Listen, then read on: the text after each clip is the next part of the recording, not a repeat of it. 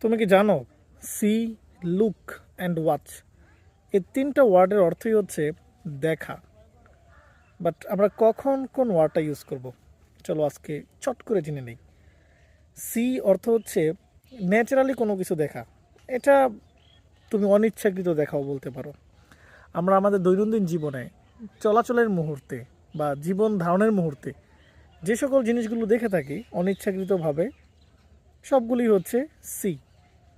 যেমন আমরা বলতে পারি, I can see the mountains from my bed, I can see the river from my place, I see a beautiful bird, অথবা I saw a black dog. এগুলো হচ্ছে normally চলাচলের ক্ষেত্রে আমরা দেখে থাকি যে বিষয়গুলো, সেগুলোর এক্সাম্পল। এই জন্য আমরা এখানে সি ইউজ করলাম। লুক শব্দের অর্থ দেখা বা তাকানো। লুক আমরা তখন ইউজ করব যখন আমরা কোনো কিছু ইচ্ছাকৃতভাবে দেখব বা আমরা কাউকে কোনো কিছু দেখার জন্য নির্দেশ করব। যেমন look at the beautiful painting.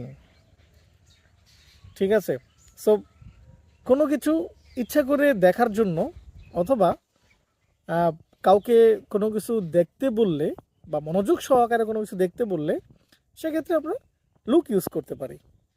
কেমন? ওয়াচ, ওয়াচ শব্দের অর্থও দেখা। যখন আমরা কোনো মুভমেন্ট অবজেক্ট দেখব তখন আমরা ওয়াচ ইউজ করব। যেমন হচ্ছে টেলিভিশন, কার্টুনস, পারফরমেন্স, খেলাধুলা, এগুলো হচ্ছে মুভমেন্ট অবজেক্টস। এগুলোর ক্ষেত্রে আমরা কি করতে পারি? ওয়াচ ওয়ার্ডটা ইউজ করতে পারি।